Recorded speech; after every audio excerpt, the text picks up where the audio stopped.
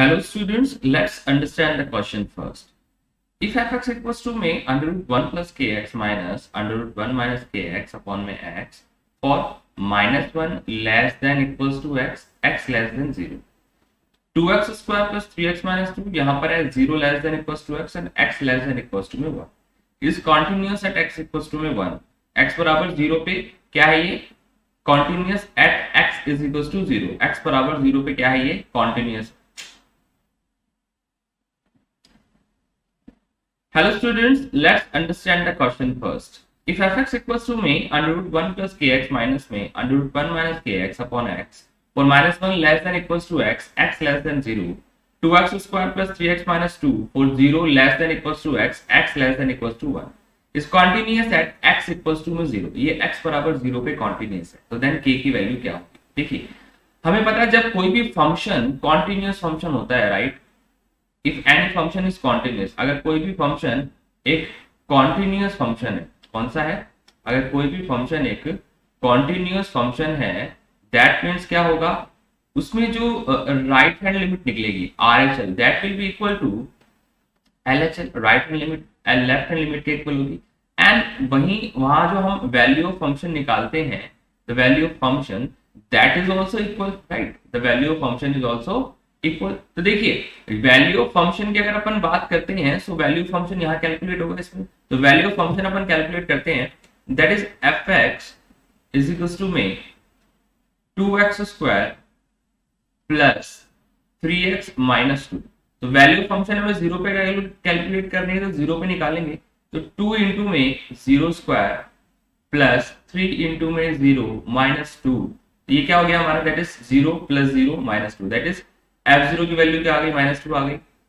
अब same as अगर हम बात करें तो यहां जो इसकी वैल्यू निकालेंगे दैट विल आल्सो बी 0, इसकी वैल्यू भी -2 आनी चाहिए 0 रखने पर, राइट. सो देखिए हमारे पास फंक्शन है that is fx is equal to में 1 प्लस kx, इसका कंप्लीट का अंडर रूट आ गया, माइनस अंडर रूट में 1 माइनस kx अपॉन में क्या आ जाएगा नीचे हमारे पास, that will be x, right. अब क्योंकि यहाँ पर देखिए x स्मॉलर है तो यहाँ पे लेफ्ट हैंड लिमिट निकलेगी, यानी हम क्या निकालेंगे, यहाँ पे हम यहाँ लेफ्ट हैंड लिमिट को कैलकुलेट करेंगे, लेफ्ट हैंड लिमिट को कैलकुलेट किया जाएगा, तो दैट इज क्या करेंगे यहाँ पे f x माइनस h होगा, x माइनस h, और लिमिट क्या चलेगी, लिमिट चलेगी हमारी that is s tends to 0, right. Same as यहाँ पे क्या होगा हमारा, that is limit s tends to 0 1 plus k, x plus h का क्या हो जाएगा, x तो हमें 0 रखना है, दैट इज k इंटू में 0 plus h, right, that is x plus h. अब यहाँ माइनस है क्योंकि हम लेफ्ट हैंड लिमिट निकाल रहे हैं, तो यहाँ क्या हो जाएगा, यहाँ x माइनस h हो जाएगा, राइट. सेम एज हमारे पास क्या आएगा, ऊपर जो टर्म है सेम हम इसको करेंगे, राइट. अब देखिए यहाँ पर अगर आप देखते हैं x प्लस h को और x माइनस h को, जैसा कि हम राइट हैंड लिमिट और लेफ्ट हैंड लिमिट के अकॉर्डिंग वैल्यूज को पुट कर रहे हैं, तो अगर मैं यहाँ भी x माइनस h पुट करूंगा तो 0 माइनस 0, ये तो 0 बाय 0 की फॉर्म हो जाएगी, राइट. सो अपन क्या करते हैं, इसको हम आगे सॉल्व नहीं करेंगे, हम क्या करेंगे, इसको हम पहले सिंप्लीफाई करेंगे, राइट.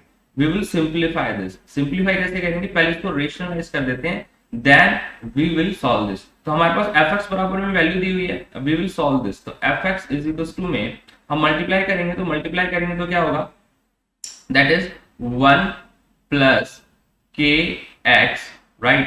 तो प्लस वाले से हम मल्टीप्लाई करेंगे तो ये क्या हो जाएगा, plus minus, that is 1 plus kx minus 1 minus minus हो जाएगा प्लस kx, राइट. और नीचे क्या हो जाएगा हमारे पास, नीचे हमारे पास हो जाएगा that is 1 plus kx under root plus 1 plus kx under root, right. और इसके साथ मल्टीप्लाई में क्या आ जाएगा, that will be x, right. तो देखिए हमारे पास क्या टर्म आ गई, हमारे पास बच गया fx इज इक्वल टू में ऊपर क्या आ गया, ऊपर आ गया हमारे पास 2kx, राइट.